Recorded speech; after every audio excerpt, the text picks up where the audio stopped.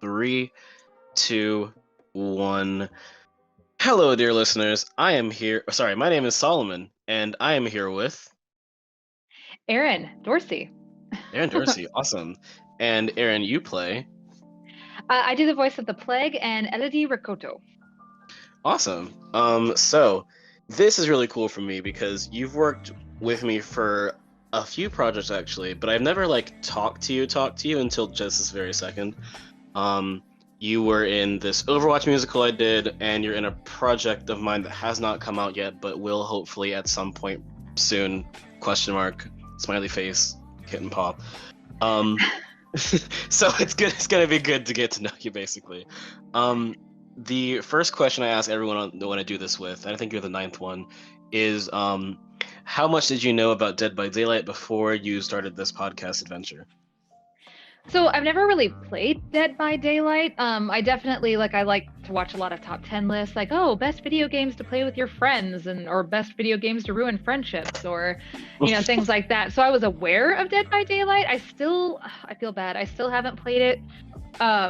To be honest, I'm a huge Resident Evil fan, so now that they're adding in some Resident Evil characters, maybe I'll get in on it. But I have not played it yet. Just sounded like a fun little project, so. Yeah, they added the Nemesis and also Leon and Jill, I think, so you can play as those characters in the game. Yeah, Resident Evil drew in a lot of new players. So what kind of games do you play then? If you don't play, or do you play a lot of games? Are you a gamer? Oh yes, I'm a huge gamer. Okay. So no, I do a lot of survival horror, so like Evil Within. I'll be honest, I don't like Outlast or things like that because I need to be able to kill something. If you put me in there Gasp. without a gun, I'm gonna cry in a corner. Okay. So I don't Yeah. play those kind of survival horrors, but give me a gun like Resident Evil, stuff like that. The Last of Us, I love to play. My husband and I play a lot of MMORPGs together, so right now we're playing Mhm. Final Fantasy 14. Right. But I'll be completely honest, my schedule's been so crazy recently that I haven't gotten to play a lot of games. I'm looking forward to doing some more in the future, though. Yeah, fair enough. I get being busy. I think I sit at my computer every day and just edit for hours on end. Um, well, if you like, I don't know. I don't know if I can recommend Dead by Daylight then, because as a survivor against the killer, you don't really get a whole lot of weapons against them. You get pallets. You can slam giant slabs of wood on their face, which really annoys the player playing the killer. And sometimes you can shine a flashlight in their face, but it's not. There are no guns, unfortunately. Yeah, but you can also play as the killers if that's ever something that's interested you. Have you ever wanted to murder before? Am I allowed to answer that without having a confidentiality agreement on this thing? But I don't think the FBI is listening to this, hopefully. So, oh yeah, no, actually, I think that's kind of the more fun thing. Like even when I do stage plays and things, when I get cast as a villain, I'm like, yes, score. Yeah. So, Cool. So you've done stage plays. Is that where your background is in theater? technically, I guess like I did theater in high school, and then when I went to college and stuff, I didn't do anything with it, which was kind of sad to me. So once I got done with college, I was like, you know what? I loved theater. Let me try and get back into it. And I joined with a local community theater where I was at. And then I've always been interested in voice acting, so I still do stage plays, I still do that sort of stuff, but and you know this because I think this is actually the first time I've spoken to you with my actual voice. I love doing Yeah. accents. So, Yeah. voice acting definitely lends itself to that. Yeah. Audience, just so you know, so she does a French accent for Elodie. I cast her as Zarya in this Overwatch thing. That was a Russian accent. She had a southern accent on this other project I'm doing. And for the Plague, we tried to find some sort of Iranian Arabic accent thing. Hopefully, we don't offend the entire Middle East. But yeah, accents. What drew you to that? So I'm a military brat. Oh, cool. So like I think almost half my childhood was not spent in the US. Um, so it was just something, and I'm also a singer. Yeah. hence the musical thing that I did with you. So I've always like listened to tones and dialects and things like that just my entire life. My dad, what he did in the military, he was very diplomatic. So we had a lot of people from the community that would come to our house for dinner. And so I was listening to Greek accents, Japanese accents, Right. things like that, because I didn't know the languages. So I think I just got an ear for it. And so I just have a lot of fun doing it. Oh, cool. Um, is there, how do I word it? Is there like a strongly different approach when it comes to all these accents? Like maybe compare and contrast like the Plague and Elodie, for example, like French and wherever Iran, I guess, or Iraq. Sorry, but yeah, it was when you have these accents in your head. How do you like balance them and get them to the place where they need to be?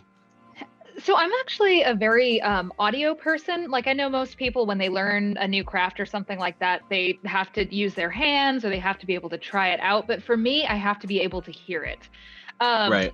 so it's like, yes, I'm reading the lines, but in my head, instead of actually, and this sounds really weird, so sorry. Instead of reading the lines and hearing the words, I'm hearing pitches in my head. Hmm. So like with Elodie and with the French accent, I tend to do it, it's like a little bit higher in my palate. I Right. tend to speak back in the throat versus like a Russian accent, it's very deep in my chest. Um, but I try to adjust it by what I'm hearing. So I know most people, it's like, oh, you need to, like with an Irish accent, speak a little higher in the head versus a Yeah. Scottish accent, you'll be a little bit lower. And oh, that came out Russian. That was horrible. Um, but It's you okay. listen, it's all about listening for me. So I guess it's kind of hard. It's like with the Plague, because I've never tried an accent from the Middle East before. I watched a lot of videos. Yeah. um, like what is it that are specialties in that accent, but yes, they tell you what it is, but to me it was listening to them and where are their pitches, where are they, is it more nasal or is it more in the throat, is it in the chest or is it in the head, is it, and so that's kind of where those accents come from and how I adjust them. Right. And would you say like some are much harder to do than others? Like, is there ones you really, really struggle with, or do you have like a favorite one? Like, what is your relationship with the many voices that live in your head? So, I mean, I will say the ones that I struggle with are newer accents because another one that I did for you was a Nigerian accent. Right. And so, like with that one, I have a lot of where I was at in Houston, we have a really big Nigerian community. So I had a lot of friends. So I went to them. I'm like, help me. How do I do this? Yeah. Um, but Oh, I forgot about that. You played Arisa too. I totally forgot yes, about. Yeah. So we can yes. add that one too. We can add Nigerian to that. Anyway, go Like I, on. like I said, this is the first time now you know what I actually sound like because I don't think Yeah. you've known before. Um, but there are certain accents that I've always played around with. Like I think I told you when you asked me about Elodie, you're like, "Can you do a French accent?" I'm like, "I took 7 years of French in high school. Yes, yes, that's one I can do because I've practiced Yeah. it a ton." Like the Arabic accent, Nigerian accent. I've been playing with German accents recently. They're very new and I tend to sometimes morph into other ones, but like French accents, Russian accents, British accents, and of course there's different dialects in Britain, and Southern accents tend to be my specialties just because I've been practicing those since I was a kid just because I could. Yeah. So I'm just used to those. Yeah. I talked to the person who plays the hag about this actually because she's from Arkansas. And it's like I think if you grow up around an area, you'll just start to pick up the accent. You can just turn it on and off at will, or at least like okay, I'm from South Carolina, but like a lot of people wouldn't know that just the way I speak because I don't have. It's not. I don't speak like everyone else does down here, but I can turn it on and off real quick. And it's like I didn't have to learn that. I didn't have to do classes for that. It's just something that I picked up. So would you for that? Is that the same thing with you since you said you're in Texas, or is that Well, so I'm in Texas now, but actually, if I tell people where I'm from, I say I'm from Alaska because I spent 15 years in Alaska. oh you have so So many interesting points in your life? I I did not lead a boring life at all. Like I Yeah, admit no, that. no, So this is very interesting. but no, like I think we moved to Alaska when I was 14. So up until then, I had lived in Japan, I had lived in Greece, uh, Wyoming, Ohio, Nebraska, and so like even I'm sorry, Midwestern and Greece to Wyoming, just a very stark contrast. yeah, no, I was Yeah, on the beach to the plains, and but like I said, my parents were very big into getting to know people and being very sociable. So no matter where we went, like when we moved from Greece to Wyoming, I think we flew into New York and then we just drove across the country, and not in a straight line. Like I think we went to Florida and then like back up through Virginia and then Texas. And then, it just because my parents were all about exposing us to new places and new people. Uh, Yeah. so yeah, I think it is a little bit of like, and you grow up, and especially military, you get people from all over. Um, Yeah. the world. It's kind of crazy, but like even the southern accents, it's like there's different dialects of southern, and so like I know the difference between that. And my friend was in a play and she needed to have a western Texas accent, and I'm like, well, you gotta have more twang in it when you talk. Like you just gotta you really gotta make it snap, like it's really sharp, versus a Yeah. Georgia accent where it's a little bit softer and a little rounder It's around the the it's the edges. non-rhotic. It's the we don't Yeah, pronounce our R's. It's that. I love that. exactly. I um had to do that kind of accent when we had like in my theater class.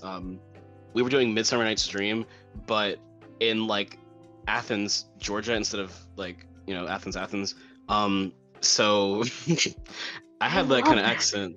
Yeah, it was pretty okay, but I played Demetrius, and I sounded like a slave owner. It was a really weird mix for me. I didn't quite. It was a lot.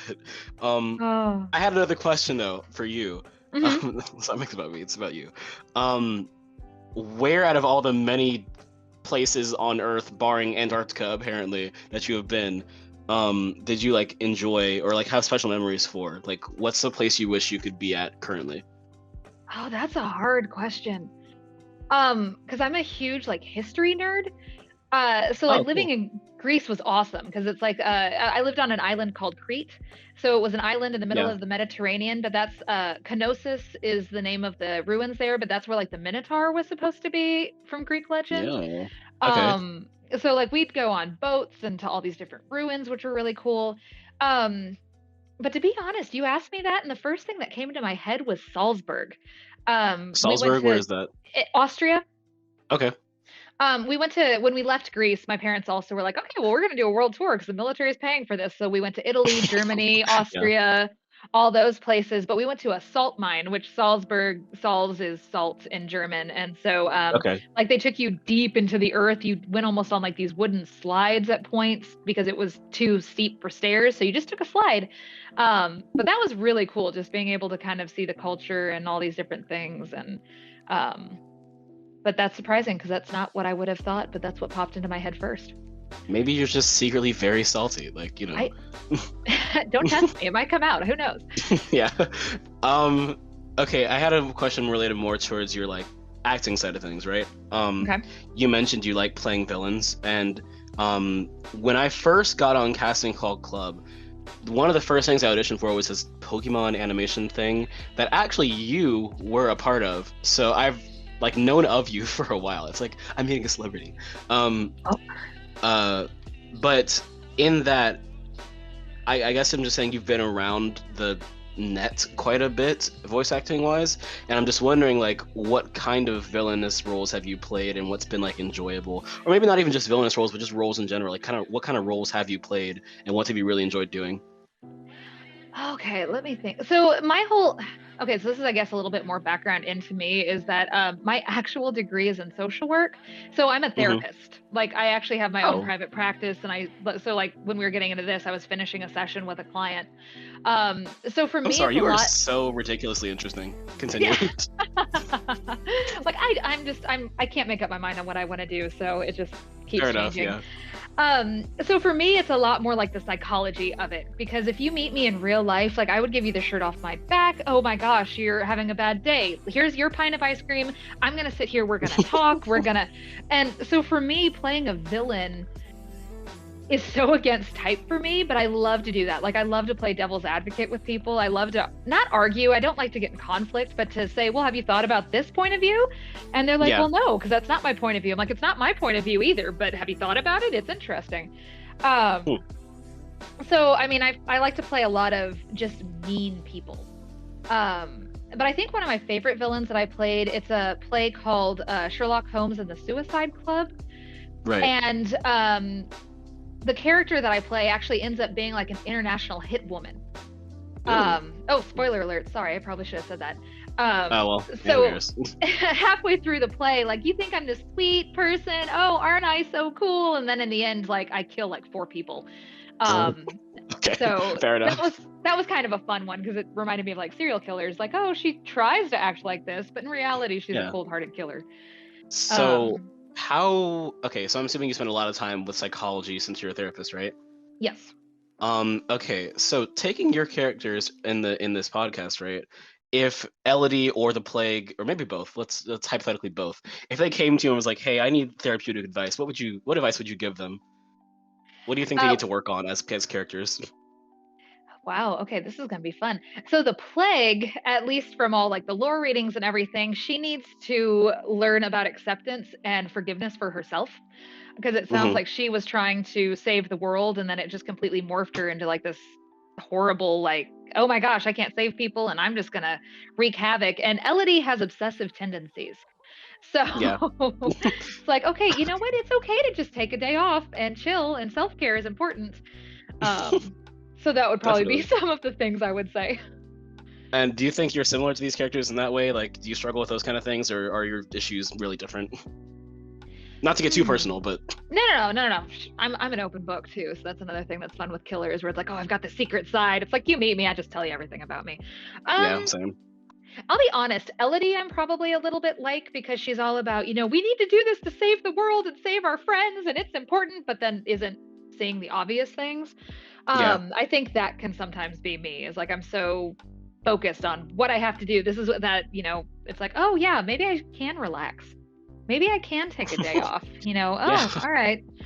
So I think I have more in common with her than the Plague. I need to take that advice too. I need to take a day off at some point. I think we should just have you just psychoanalyze all the killers, because if you got to know all their stories, I feel like you would just have so much to tell them. I'll make that a big plot point if there's a season 2, just Elodie therapizing every single killer, explaining what's wrong. I'll watch movies with my husband and something will happen, and as soon as the movie's over, he just turns to me with like his chin on his hand, like, so what would you do? How are you going to analyze? I'm like, oh my gosh, it's a movie. I'm trying to relax. Stop it.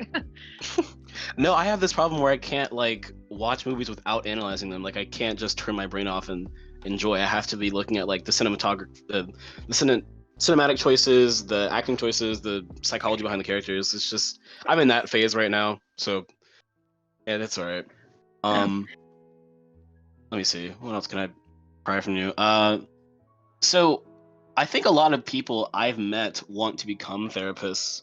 It's like a common thing amongst my friend group anyway, because acting, arts, it kind of blends into that kind of psychology field.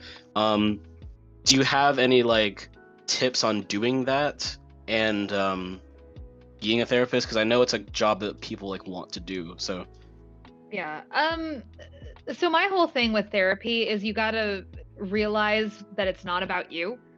And I know that sounds super cliche, but it really isn't. Like, I'll have clients that I don't hear from them for a while, and I'll message like, oh, I'm just checking in. But you need to realize, it's not, they're not avoiding you. It's they have things going on in their lives. Or when they say something, that sometimes you do need to say uncomfortable things. So again, it's not about you, it's about their growth. So if they get mad at you or they yell at you or things like that, like, I'm all about respect in my sessions, but there are some times where they're upset. And I'm like, great, you know what? I'm not going to take it personally. Lay it on me. Like, I know you're not mad at me, you're mad at somebody else, but you can't express it. Bring it on. Let's do this. But it's a lot of just listening. Like, listen and realize it's not about you, and realize that you're there for this other person to kind of go at their own pace. Because I think a lot of people think, oh, they're going to come in a few sessions, they'll be cured. It's amazing. But that's not how it happens. And I actually just left a job where I did group therapy with teenagers. And we would always joke, oh, I don't have a magic wand, so it's going to be your hard work. And then I'm here to assist you. And my last day with them was on Tuesday because my private practice is picking up so much. And they actually bought me a magic wand. And they said, here you go, you can go ahead and do this now. And it was super sweet of them, but it does take time. And so just being patient. Yeah. Any general like mental health advice? Because I know the pandemic is ruining everyone's mental state. So, I mean, it's seeming like it's drawing to an end, but even still, do you have any advice for people who might be struggling currently? So again, cliche, but it is, I think, true. It's cliche for a reason. It's learn to figure out what you can control and what you can't control, and accept the things that you can't control.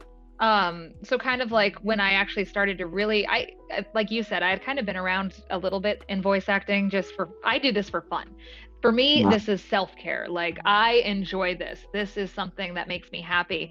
Um, but people were worried, like, oh, we're not going to be able to be on stage. We're not going to. I'm like, you know what? Can't control that. You know what I can control? Voice acting. I'm going to go audition. I'm going to go have fun. Yeah. Um, and so, because people worry so much, and then it just creates anxiety, which anxiety goes hand in hand with depression. But just learning, like, you know what? Sometimes crap happens and there's nothing you can do about it, and it sucks, but you don't have to let it control you. Um, Yeah. so, especially with the pandemic right now, it's like, okay, there are people who are unemployed and they're trying to find jobs and they can't control that, but they can control, you know what?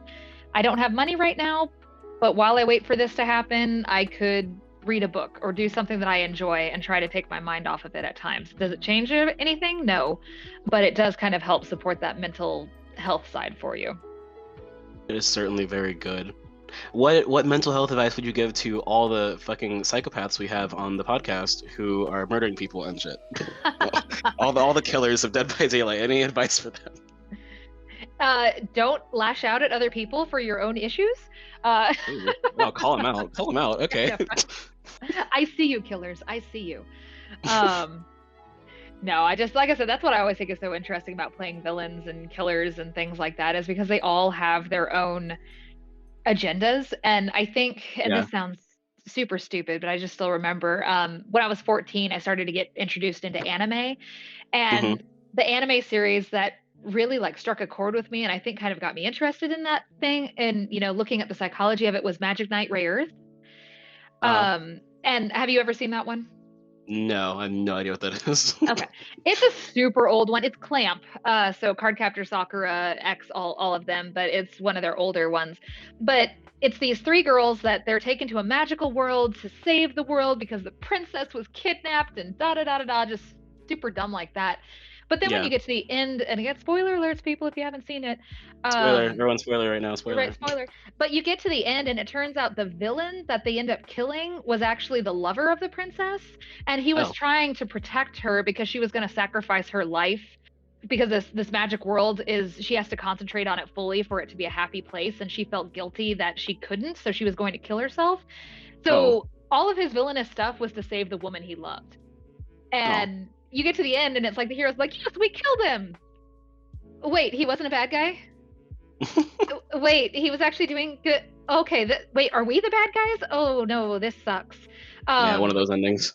yeah, but it just that was one of my first introductions to those kinds of endings, though, of like, villains have their own motives. Sometimes it's because they have psychosis, but they have their own things. Yeah, I think that's important. I had to do a lot of research into. So, I wrote the base script for this, and then the base script got changed quite a bit because I wanted to take the characters a lot more seriously. Like I think in the original version, the doctor was just kind of like laughed a lot, and that was his entire character. But then I was like, no, let me take him seriously as someone who like is probably a like super big psychopath.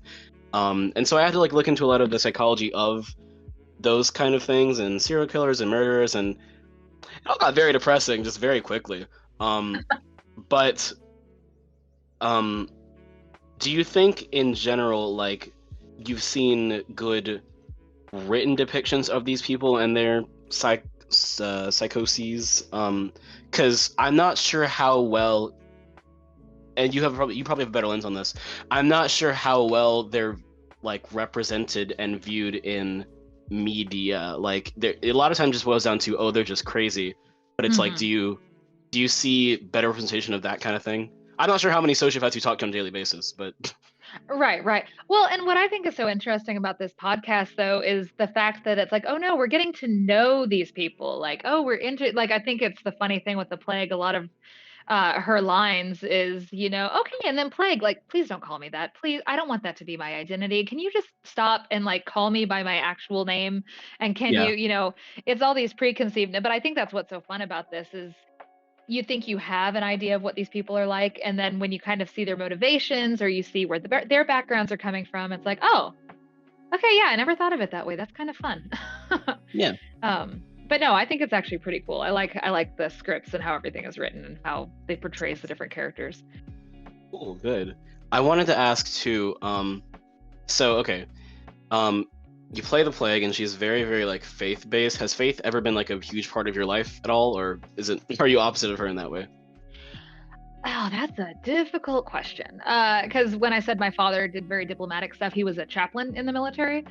So What is a I was, chaplain? it's technically a non-denominational religious leader. So like he would be able, because of how chaplaincy works, he would be able to go see somebody, let's say, who was Jewish, if Yeah, they didn't have a rabbi who was available, and try to give some spiritual guidance without trying to be specific denominations, a specific denomination. My so father, he's a though, spirit guide. he's a minister, but because of his job, it's not about necessarily the specific religions. It's just about, Hmm. like you said, being the spirit guide. Spiritual. What is your issue right now, and how can I help you with this? And Okay, that makes sense. Yeah. yeah, so he's ordained as a Lutheran minister. Um, so I grew up, in the church and all that sort of thing, but I've always kind of felt that for me, again, I wouldn't necessarily say it's faith-based, it's more spiritual based, is like that's Yeah. why I do what I do as a therapist. Um, is I feel like a lot of my happy karma and my spirituality comes from helping other people. Yeah. Um, I always laugh that my mother's the only person I know that was mad that I didn't go into theater or music when I went to college. Like most parents are like, "Why are you doing that?" Yeah. Um, but I was like, but I felt like I needed to help people. I needed to see that I was making a difference. And some Yeah. days I don't see it, but other days I do. And so for me, that kind of gives me a spiritual connection with the world, if that makes No, it sense. totally makes sense. Yeah. It seems to me like you're much like the plague in that way of like both you want to help people like Hmm. with their souls basically, just different ways. Therapy Yeah. versus cutting off your toe and sacrificing it to the gods. Right. Both are Well, equally valid. um, yeah. And the plague I know is she's definitely more specific, and she's with Allah, and that's kind of where what she's viewing versus me. I'm more like open because I work with people from all sorts of different backgrounds, and I'm like, no judgment. yeah. Yeah. No um judgment. And then I so also wanted to ask, so you said you took 7 years of French and then you ended up playing Elodie. Why 7 years of French? Like, why was that the language you focused on? oh, that's gonna be kind of a sad story. So Oh, okay. the, I'm ready for it. not super sad. It's just, to be honest, I got pigeonholed into it. I Oh, went to a very small junior high and middle school in Ohio. Like I think my entire high school had 200 kids in it. oh, And my last year of middle school, if you were in honors English, you had to take a language. And I was going to be a doctor, work in the sciences. So I was going to take Latin. This is how it was going to be. yeah. Um, except for I was literally the only kid in the school who signed up for Latin. Oh, So they canceled classes. Well, what they ended up doing, because I will not name names of this place because I really did not like this place at all, is okay. because I wasn't in a language, they were going to put me in remedial English. So I Okay. went from honors English to basically kids who were just learning how to read because of learning difficulties, things like that. Oh, that's Because not very pog. no. Well, and it wasn't going to do anybody any good in that. So basically, my mom was like, "Well, why is she not in honors English? Well, because she's not taking a language. What language can she take then?" And I was already taking something during Spanish, so I ended up in French and just kind of stuck with it. Hmm, Um, fair enough. so yeah, but I did the 4 years of high school, 1 year in middle school, and then 2 years in college. Hmm. And how often has French like helped you besides this very niche podcast? Interestingly enough, it helps me. I'm trying to learn Spanish right now. Hmm. And it's helped me a lot because they're both based on romantic languages, so a lot of Yeah. their base words are the same. Um, but I really have not utilized it as much as I probably thought I would. Again, when I was in Alaska, I'm like, oh yeah, French Canada, this is gonna work. And I really haven't used it barely at all. No. Um, but it has helped me a little bit with getting to know people. That's what I think is kind of interesting. Yeah. I know I worked hospice for a very long time, and I had a gentleman who was from Puerto Rico, and he found out that I learned French, and he's like, "Oh, I always wanted to learn French." And I'm like, "Look, I'll make you a deal. You teach me Spanish, I'll teach you French." And so every time we went, we learned a couple of words together. And so it has helped me with connecting to people, but I say that's about it. Like it's nothing, but I've kind of tried to use it to that advantage. No, it makes sense. Makes sense. We have two people in the cast, or at least that I know of, that are French. The voice actor for Victor and the voice actor for Charlotte, who came out with those killers came out with Elodie. So it's all a big French party. So maybe you can go talk to them and have a conversation in French. They're cool. They're cool people. Although the voice actress for Charlotte wants to remain anonymous, so maybe you can't find her. But anyway. So you said, I made notes to make sure I didn't forget anything because you have an interesting life. Okay, Alaska. Many of us in the United States know that it exists, and we know Sarah Palin is from there, and that's the extent of our Alaska knowledge. So, how was living there for such a long time? I can't imagine what it was like there. Well, to be perfectly honest, I'm from a town called Anchorage. So I graduated high school there and I got my bachelor's degree and my master's degree from there. So, Right. they have their colleges, they have all that. But the town I was in, I think the population is like 298,000. Oh, So okay. it's a big town. I mean, for the longest, I mean, we didn't have Target for a long time. We didn't have an IMAX for a Not long Target. time. Oh no, you I, have to have a Target. oh no, I know. It was my mom moved there and had like some culture shock when we first got there because it's like, where's the Target? Yeah, we don't have one of those. What about Yeah. Sonic? Yeah, we don't have those either. Dairy Queen? Oh No, no. no. Well, you have Um, Dairy. You have to have Dairy Queen. I'm sorry. You uh, have to have a Dairy Queen. well, ironically, we used to have a dairy. Well, they have a Dairy Queen now, but when I first moved there, they had one in a town called Soldotna, which is Hmm. about 2 hours south of where I was living. And I Oh, remember in college one day, I just looked at my friend. I'm like, I want a Blizzard. And we just got in the car, drove the 2 hours there, got a Blizzard, drove the 2 hours back. was it Um, worth it? oh, it was totally worth it. Yeah, it was totally worth Um, it. but I left about 7 years ago. So when we had left, it was starting to really pick up. We had a lot of people there. But what most people don't recognize about Alaska, which is part of why I think I loved it so much, is that it's a huge, huge melting pot. Oh, it is Like you really. have so many different cultures. Like when I went to high school, the high school I went to, like you had the Hmong club, you had the Samoan and Pacific Islander clubs, we had a lot of immigrants from Sudan and Senegal and Nigeria who were involved, and we had just nobody was from Alaska really, unless you were Alaska native. But that was Yeah. also a thing, is that in most places in the lower 48, is what we call the continental US, you have reservations and things like that. Alaska, we don't have those. And there's a whole history thing that I won't go into. So a lot of my friends were Yupik or Inupiaq or Dena'ina, or my boyfriend in high school was what they call Tlingit. It's really, really weird to say. It's a weird enunciation, but they're all from Yeah. Alaska Native groups. And so that kind of culture was right in your face and everybody embraced it. And I mean, I loved that part of it. It was very much getting to know everybody else's cultures. Yeah, that sounds really cool. I did not know that until just now. I'm learning so much.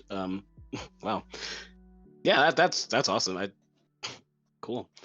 Yeah. It's just very Uh, cold, which is why I left. So I, yeah, I valid. I do not like cold very much at all. Fair enough. Um, Trying to think of all the bases we have not covered. So you said you sing. What kind of stuff do you usually like to sing? Is it like musical theater or just anything, or like what's your favorite stuff to sing? Really anything. I definitely do a lot of musical theater. Right now I'm cast in a musical that is in limbo. Oh, So we're not quite as they sure are. what play. Yeah, right. They were gonna do one and then we didn't get enough auditions, so now they're trying to figure out what they're doing. And I'm like, I'll just sit here and you can let me know when I'm done. Um, but Yeah. music wise, I actually listen to a lot of like, and again, most people are surprised by this. I listen to a lot of like heavy metal, and heavy rock and things like You that. just never So cease to surprise me. I'm so I, sorry. like I talk, well, again, I was working with kids, and so I talk about sometimes music helps, and I'm like, Sick by Slipknot is my calm down music, and they're just like, wait, what? Like you listen to Slipknot? What are you talking about? So, but I listen to because there aren't a lot of female singers in rock. There's definitely more coming up. Like I listen to Lacuna Coil, which is an Italian band that I know some people know. Hailstorm, In This Moment, all sorts of things. So I just sing whatever I want to sing. I don't even really care. I'll sing country if you want me to. I just have fun singing. Fair enough. Yeah, I think karaoke night with you would be pretty cool. I think I'm like grasping at straws to figure out stuff to say now. You have any questions for me since we haven't actually talked before ever? So And like I said, I think it's so funny because I was like, oh yeah, well, I told my mom I was doing this interview later. I'm like, oh yeah, but it's Salt and Lynn. And I'm just like, wait a second, I don't think I've ever spoken to him. Like I've done a couple of table reads, but I'm like, I think really that one table read, like I just came out with that Southern accent and you guys are like, all right, let's roll with it, whatever. Cause we were just kind of yeah, no, it was pretty around. iconic. No one, no one, no one. You had to be there, but it was iconic. Whenever Chromatic comes out, hopefully, maybe fingers crossed, it's your part is really good. Even though it's a small part, it's pretty good. Well, and it's so against type too, and I won't divulge more than that, but it's not the accent that you would have done with this character, and you're like, it works, go with it, just move on. Oh yeah, no, we changed the design of the character, like the costume design, just to fit the accent, because we're like, it's perfect. But yeah, is there anything you want to know about me at all before I try to wrap this up awkwardly? How much longer do you have with school? I know you've been in school since I've known you, so which hasn't really been that long, but So when I was first making projects and shit, right around when the pandemic hit, I was a senior in high school. So I finished that somehow miraculously. Don't know how I did that. And I've been in Zoom college limbo for a year. So on the 24th of August, I don't know when this interview is coming out, but on the 24th of August of this year, I should be going to Philadelphia for school. Hopefully, fingers crossed. So I still have 3 more years of college, supposing I actually last that long. I'm not saying I'm gonna drop out of college, but honestly, like I feel like well, I'm not dropping out of college, but I have 3 more years of school, hopefully, maybe. Okay. And I'm studying directing, playwriting, and producing. Our major is called DPP. Awesome. Yeah. Although I don't think I want to stay in theater, actually. I kind of want to move towards film, which is why I'm doing a lot of this stuff. But anyway, yeah. Okay. And I guess, and I hope this doesn't sound bad when I say it, I guess you're a lot younger than I thought. I thought that when we started working together, like you were a junior in college. Oh no, I am 19. I think I'm actually like one of the youngest members of the cast. I know that the person who voices Joey is younger than me, and the person who voices the cannibal is younger than me. But aside from that, everyone else is in their 20s or above. It's kind of weird. I was actually very excited to see I was not the oldest in this cast. So. Oh yeah, no. There's some people with children. I think the nurse and the huntress both have children. Mm-hmm. So I don't have that yet. Thank fucking God. I have dogs. Close enough. Close. I heard that dogs are kind of like kids in a way, or at least people treat them as they are. I don't know. Yeah, I definitely treat them. They are spoiled. Do you want kids at some? Is that too personal of a question? I don't know. No, I'm open book. No, we want kids. Just things have happened, and so has not happened yet, but we're hoping maybe here soon. Fair enough. So, because I've actually been married a really long time, I guess. I don't know, when I tell people I've been married for 12 years, and then and I'm 36, so okay, disclosure. So like I got married at 24, and they're like, oh, that's unheard of. I'm like, not really. You have the energy of someone much younger. I'm sorry, I thought you were like in your 20s just because of how energetic you are. You don't sound tired. You don't sound tired whatsoever. I envy that because I'm already tired and I can't. I have some years to go probably. So, well, I think whenever you do end up having kids, you're gonna be a really fun mom. You're gonna have fun mom vibes. Thank you. Yeah.